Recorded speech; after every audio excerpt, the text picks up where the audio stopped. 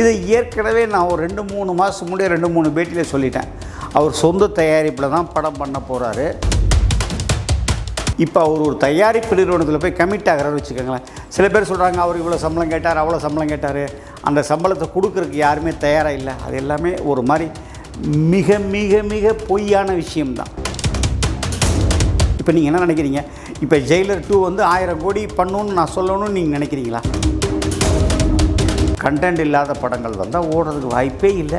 இங்கே என்ன தான் ப்ரொமோஷன் பண்ணாலும், என்ன தான் அந்த இன்ஃப்ளூயன்சஸ் வச்சு பண்ணால் கூட படம் ஓடாது.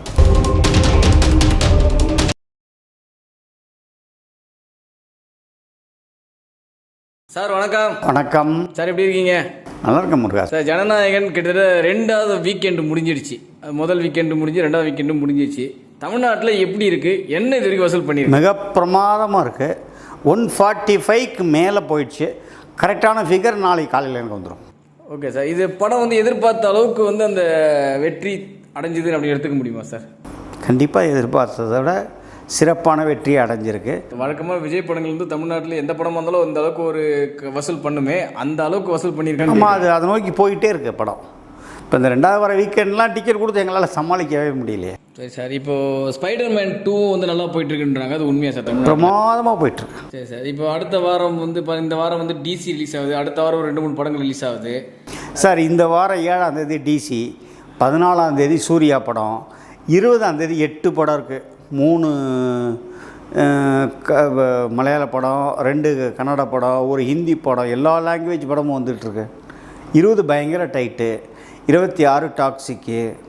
சார், இப்போ திரையரங்க உரிமையாளர்கள் இந்த முதல் கிட்டத்தட்ட வந்து ஒரு 7 மாதம் முடிஞ்சிருச்சு. 7 மாதம் எப்படி இருந்தது? ஏன்னா ஒரு வருஷம் நான் உங்ககிட்டே பேசியிருக்கேன், ரொம்ப கவலைக்கிடமாக இருக்கோம் நாங்களாம் அப்படின்ற மாதிரி பேசியிருந்தீங்க. இல்லை, கவலைக்கிடமாக இருந்தோம். அப்பப்போ ஒரு மாதிரி அது ஒரு மாதிரி ஒரு பெஸ்ட்டாக போயிட்டு இருந்தது.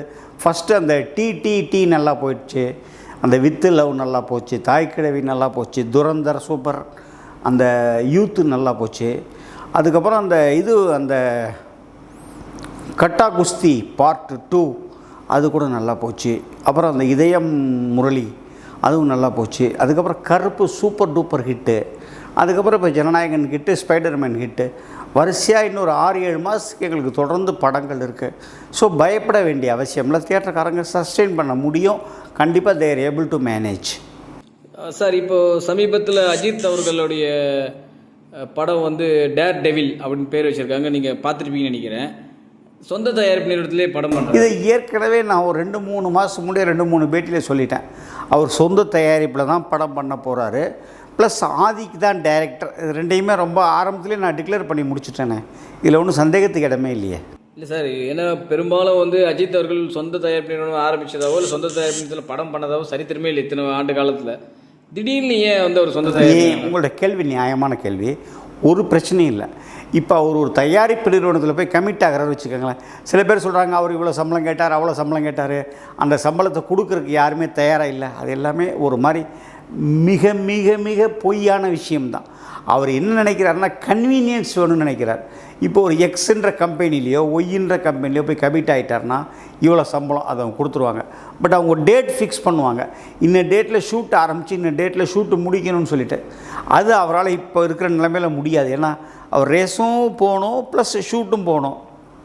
ஸோ அவர் என்ன நினைக்கிறாருன்னா அந்த ரேஸ் இல்லாத நேரங்களில் பண்ணிக்கிறதுக்காக கன்வீனியன்ஸுக்காக தன்னோட சொந்த கம்பெனிலே படம் பண்ணுறாரு. அவ்வளோதான் விஷயம்.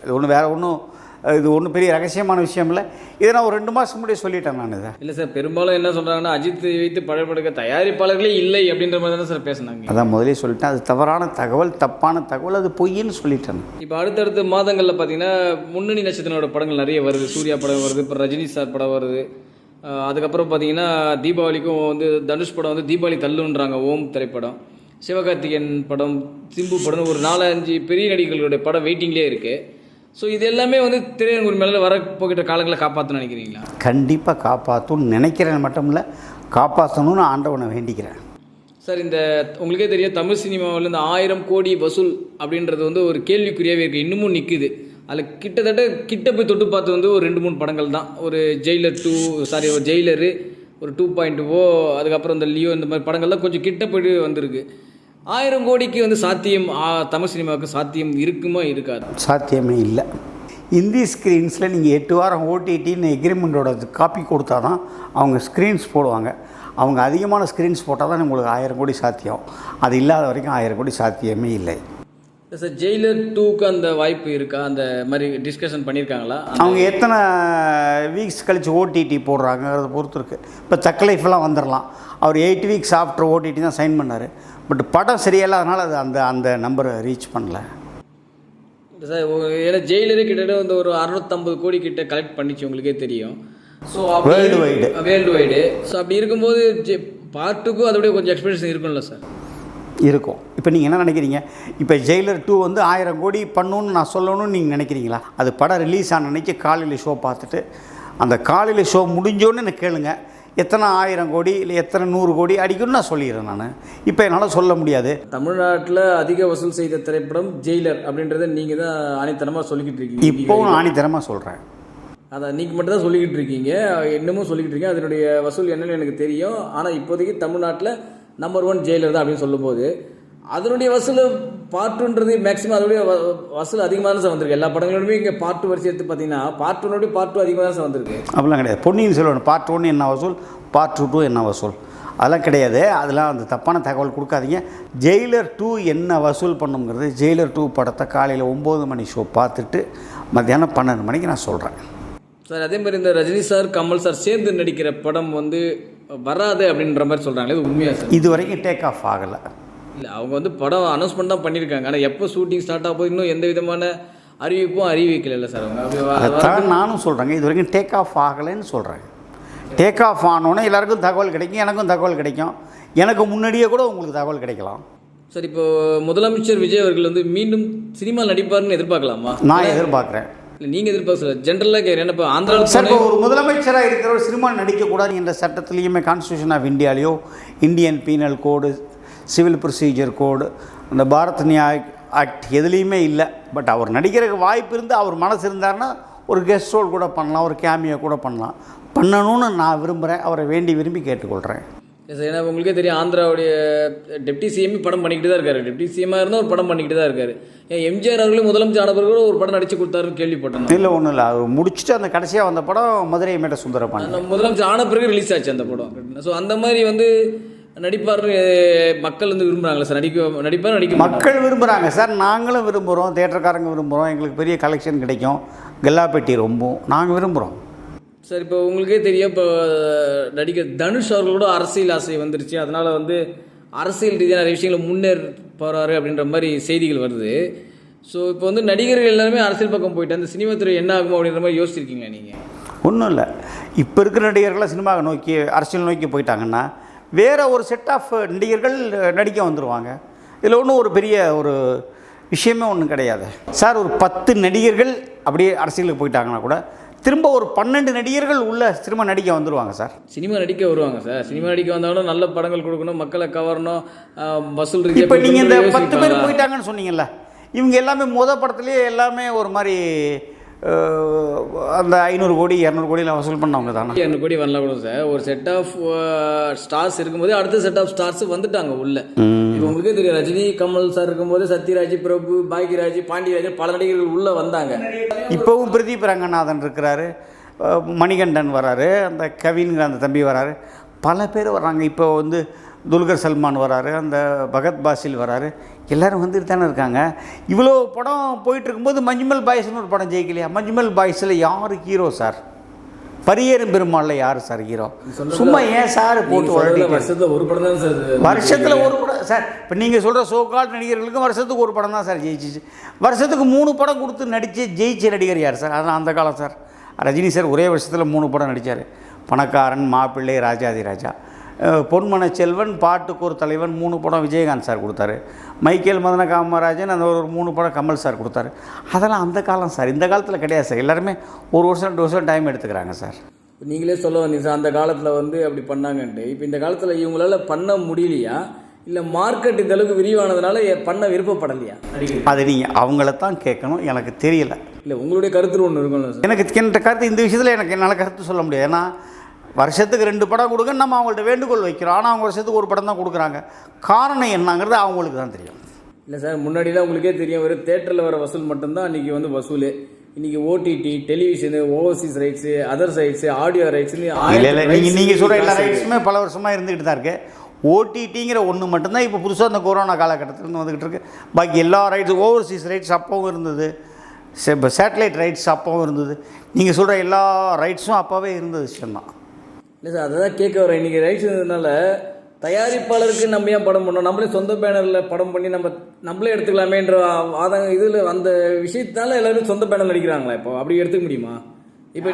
இப்போ நீங்கள் சொல்கிறீங்க, இப்போ சூர்யா அவர்கள் சொந்த கம்பெனி தான் பண்ணுறாரு, சிவகார்த்திகேயன் மேக்ஸிமம் சூர்யாவே இப்போ பார்த்தீங்கன்னா 3 படமும் வெளி கம்பெனி தான் பண்ணிகிட்டு இருக்காரு. சரிங்க. இப்போ தனுஷ் அவர்கள் 1.5 படம் தான் பண்ணுறாரு. படத்தை வர போயிட்ட படம் போன படம் இட்லி கடை யாருக்கு பண்ணாரு?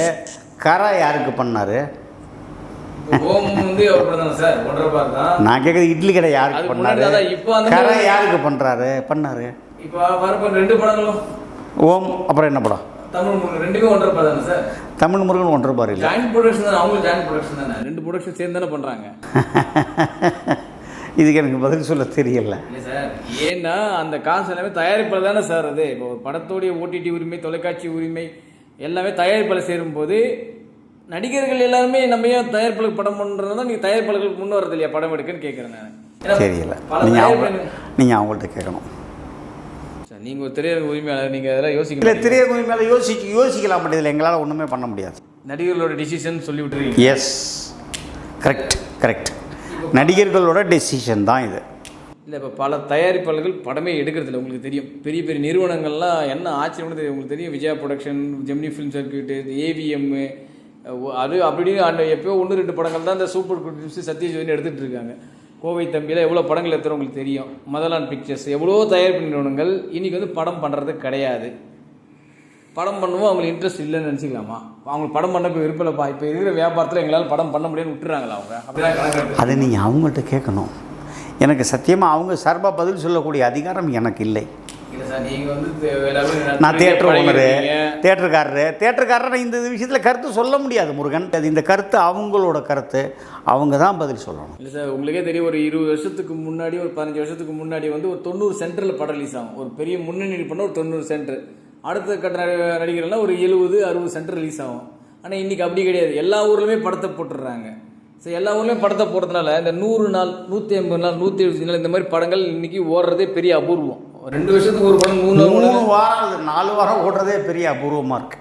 ஆமாம் சார். இப்போ வந்து நீங்கள் அன்றைக்கி வந்து நீங்கள் ஒரே தேட்டரில் 150 நாள் 200 நாளாக ஓட்டிருக்கீங்க. கிட்டத்தட்ட 70 நாள் 80 நாள் ஃபுல்லாலாம் ஓடிருக்கு. அது காரணம் கேட்டிங்கன்னா, திருச்சிங்கிற ஒரு ஊரில் அந்த படம் ஓடிச்சுன்னா அது 100 நாள் 150 நாள் வரும். இப்போ திருச்சியை சுற்றி துறையூர், முசிறி, மணப்பாறை, அரியலூர், பெரம்பலூர், அப்படி ஒரு 10 ஊரில் படம் விழுகிறதுனால ஆடியன்ஸ் டிவைட் ஆகிடுறான்ல.